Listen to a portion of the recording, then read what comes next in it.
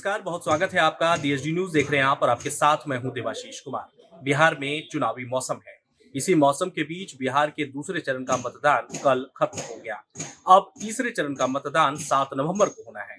सीमांचल का क्षेत्र है। सीमांचल साधने के लिए तमाम बिहार के दिग्गज और यूं कहें कि स्टार प्रचारक अब सीमांचल साधने के लिए निकल चुके हैं।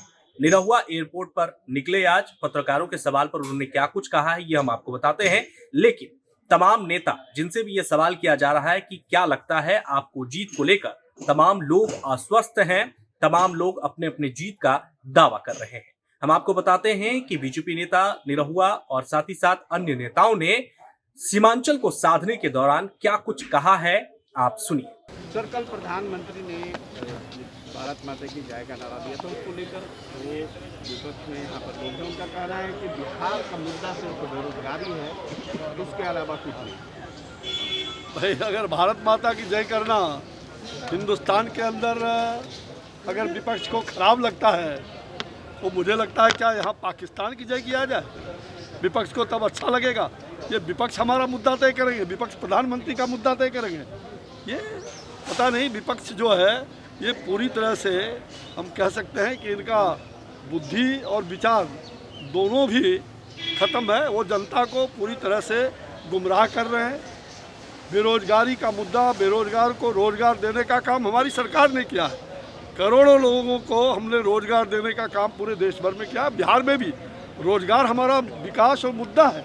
हमने रोज़गार दिया है, हमने कहा है, हमने अपना संकल्प दिया है भाजपा ने, हम 19 लाख लोगों को रोज़गार देंगे, 3 लाख शिक्षकों की नियुक्ति करेंगे, 1 लाख एम्स मेडिकल जो हमारा खुल रहा है पूरे मेडिकल क्षेत्र में हम करेंगे नियुक्ति, और साथ साथ 15 लाख लोगों को हम रोज़गार दे रहे हैं फेज वाइज। हम थोथी दलील नहीं करते हैं।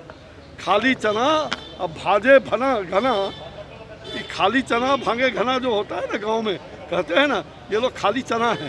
ये लोग केवल इस प्रकार से घर गनाते रहते हैं, इससे कुछ होने वाला नहीं है। जनता ने मूड बना लिया है और मैंने देखा है, चारों तरफ में घूम के देख रहा हूँ, इतना विशाल जनसमूह प्रधानमंत्री जी को जिस प्रकार से सम्मान दे रहे हैं, वोट में वो परिवर्तन हो रहा है। और आंधी और तूफान बन करके ये दूसरे चरण का जो मतदान हुआ है, भारी पैमाने पर मतदान हुआ है और चुनाव में हम जीतेंगे।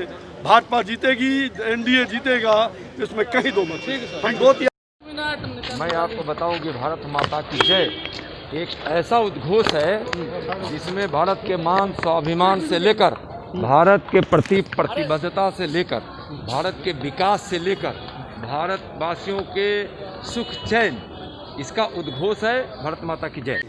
कितना चुनौती है सीमांचल के लिए, एनडीए के लिए? देखिए, पहले 2 चरण में जिस तरह से मतदान हुआ है उससे बिल्कुल साफ जाहिर है कि भारतीय जनता पार्टी और एनडीए बिल्कुल प्रचंड बहुमत से जीतेगी।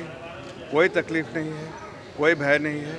भय का जो माहौल आरजेडी क्रिएट किया था 15 साल पहले, वो आज भी लोगों के दिमाग में तरोताज़ा है।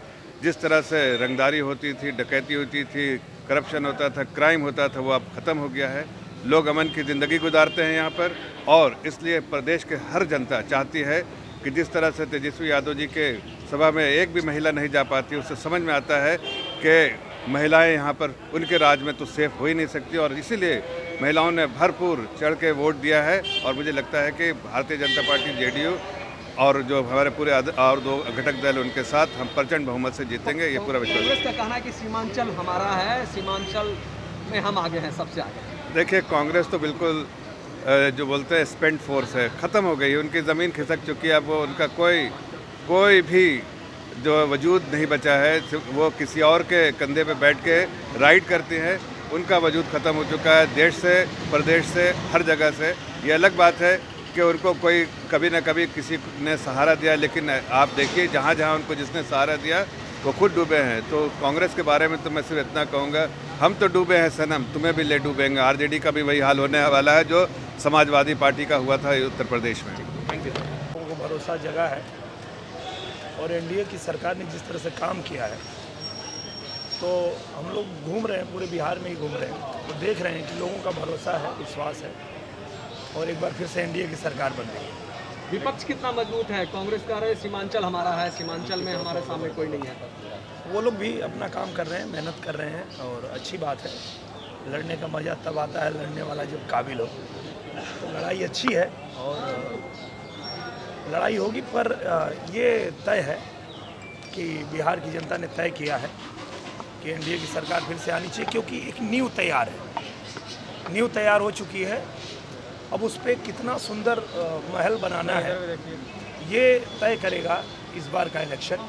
प्रधानमंत्री ने कहा था कि जो विपक्ष को भारत माता की जय बोलने में बुखार लगता है, कितना सही मानते हैं? क्या विपक्ष को सही में भारत माता की जय बोलने में?